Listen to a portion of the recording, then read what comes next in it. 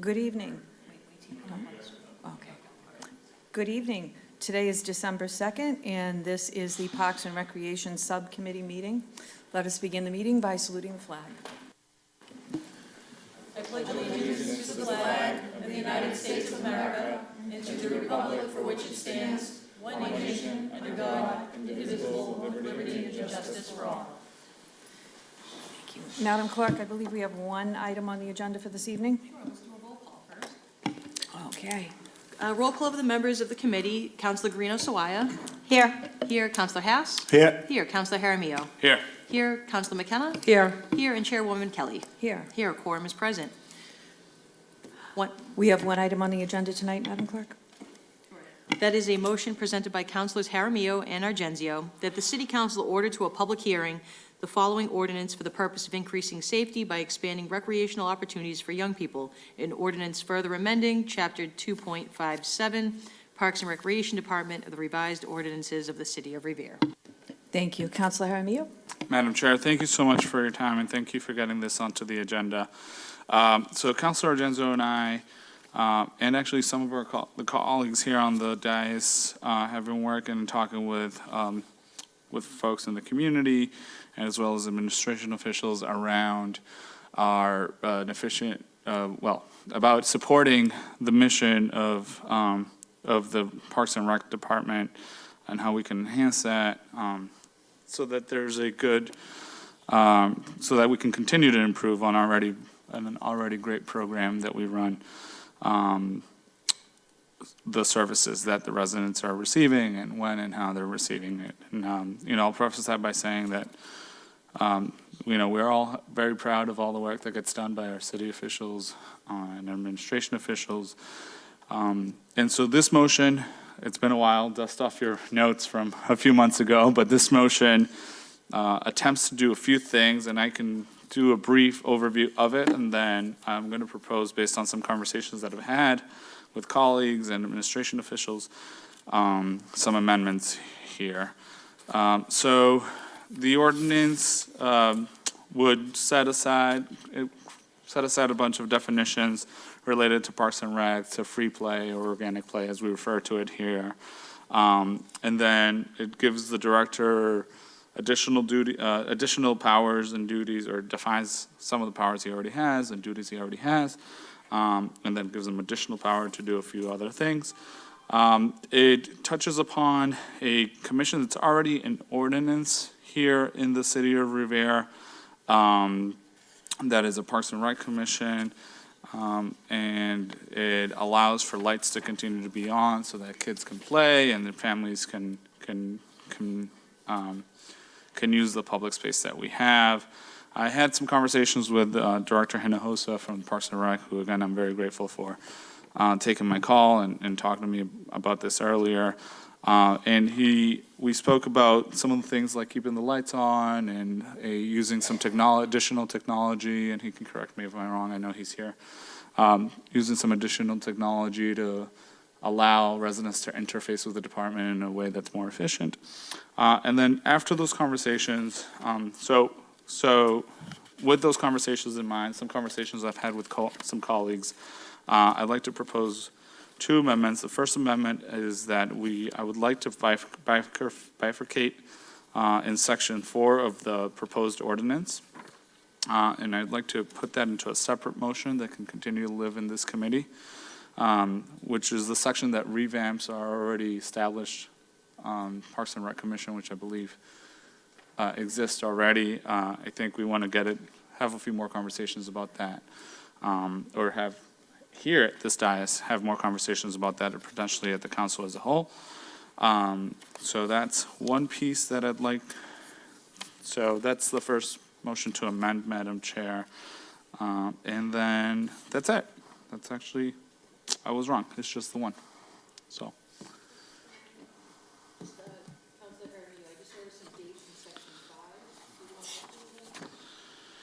Yeah, so I thought we had done this in the past, but in section 5, it's supposed to read 90 days from enactment.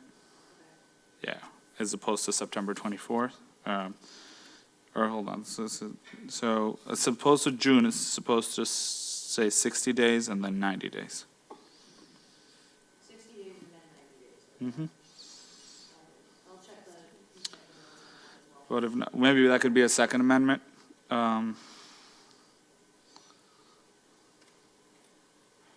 Actually, let me correct that. I think it's 90 and 120 days.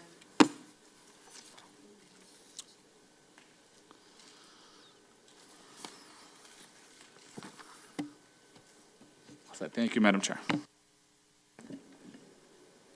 Any other councilors wishing to speak? Councilor Cogliandro. Thank you, Madam Chairwoman. I just had a couple of questions about the commission. I haven't had a chance to look over the ordinance, so forgive me if these are listed in there, but the commission, is it advisory? Will it have decision-making powers? Will there be a stipend? And do we know the number of members that are listed in the ordinance? Through you, Madam Chair, to Councilor Yaramillo or Councilor Argenzio. Yeah, so I know that we changed the composition of the commission in this section. We don't, it doesn't change the stipend, whatever is already set in the ordinance, we don't touch any of that. It just changes the composition. I think it goes to it goes to a different structure. I think I'd have to look at the revised ordinance. I should pull it up on my phone, but it's cited in there, I believe. I can take a look while Councilor Argenzio speaks. Councilor Argenzio. Thank you very much, Madam Chairwoman. Thank you, members of the subcommittee. Just to answer your question, President Cogliandro, there is no stipend. It's a completely voluntary commission. And I'm the co-sponsor with Councilor Jaramillo on this motion. I think the most important thing that you could do this evening is form or reform the Parks Commission. It's a completely advisory board. It takes no authority away from the director or anyone there. It works basically the same as the Elder Affairs Commission. A group of residents and can come forward. They can give their views on what programs they would like to see. And I think it'll just make the whole process healthier. I know last meeting we kind of got on the subject of how late the lights should stay on, and the meeting kind of degenerated. I think those are great things to bring up in front of the commission. The city council doesn't have to decide on lights and things of that nature. A city councilor could certainly appear before the commission with some concerns they have in the neighborhood. Like, again, strictly advisory, make the whole process and the whole department healthier. And I think it would go a long way. I sent out an email to everyone on the board. I was discussing this back in 2019 when I was the superintendent of public works. I brought it up then. At the time, I was a member, along with L. Baker, but there were only two of us, so we could never have a viable meeting. And like I say, I think this would make the department and community input just make the whole process healthier. Thank you. Councilor McKenna. Thank you, Mrs. Chairman. Could I, through you, to Paul Argenzio, are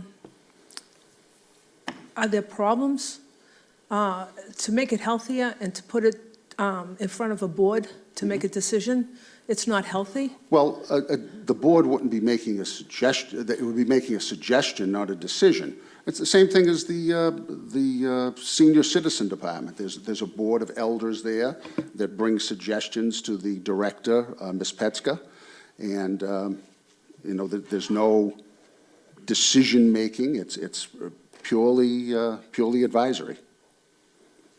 It's in no way overruling anybody in the city. Well, it wouldn't hurt the director, Director Hinojosa. I would believe it would just be making suggestions. It's like I say, it's in no way authoritative. They can't render a decision. They can make a suggestion. Okay, thank you.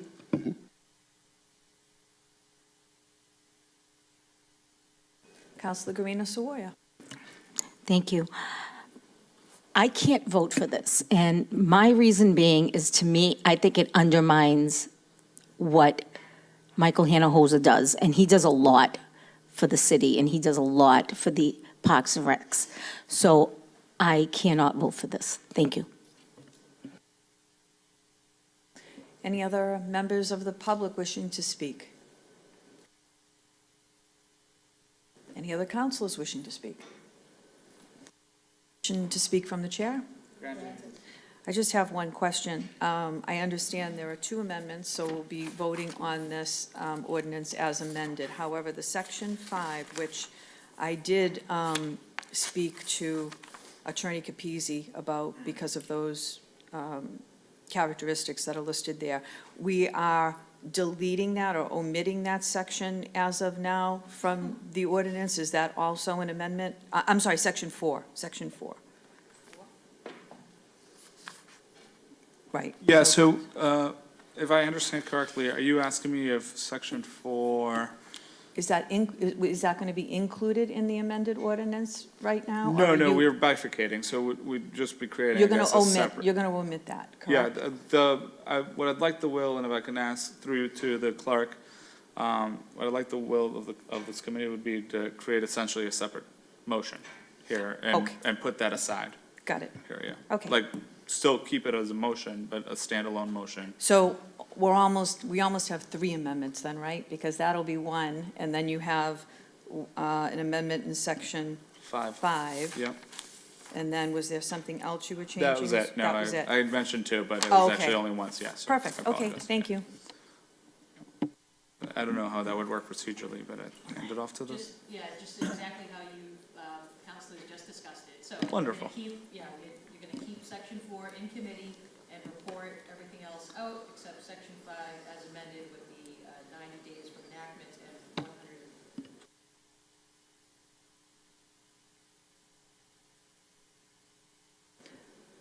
Could we take a roll call, Madam Clerk? Yeah, you could do the, So the amendments are as follows. Section 4 is hereby removed from the ordinance and kept as a separate motion, okay? And Section 5 is going to read as follows.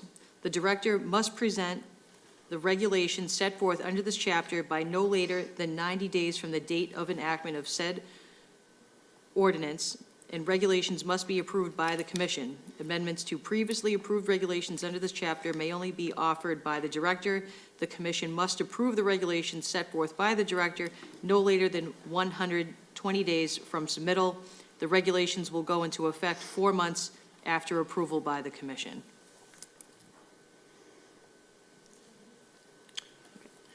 On those amendments? Yes, can we take a roll call vote? Yep. Roll call on those amendments. Counselor Guarino Sawaya? No. No. Counselor Haas? No. No. Counselor Jaramillo? Yes. Yes. Counselor Kelly? No. No. And Counselor McKenna? No. No. The motion to amend fails. This concludes? Do we have- There's different, I don't know what the committee still wants. Yeah, so- If they want to discuss anything, it could still remain in committee unamended. The committee could do different things. But right now, the Counsel- amendments just failed. That's all they Yeah, got. yeah, all of them together, yeah. This ordinance as presented is still on the floor in committee, so it's up to the committee to decide what to do with it from this point. Just motion for a favorable report. This hasn't gone to a public hearing yet? Oh, so motion Okay. for a public hearing. Councilor Jaramillo has asked to motion to recommend that the city council, that the report of the committee to be put to ordinance to a public hearing. Can we take a roll call vote on that? Shall the Parks and Recreation Subcommittee offer to recommend to the full city council to order the proposed ordinance to a public hearing? Councilor Guarino Sawaya? No. No. Councilor Haas? No. No. Councilor Jaramillo? Yes. Yes. Councilor Kelly? Councilor McKenna? No. No. And Chairwoman McKenna? Chairwoman Kelly. I'm sorry. No. Chairwoman Kelly? Voting no. That motion failed by Counselor Jaramillo.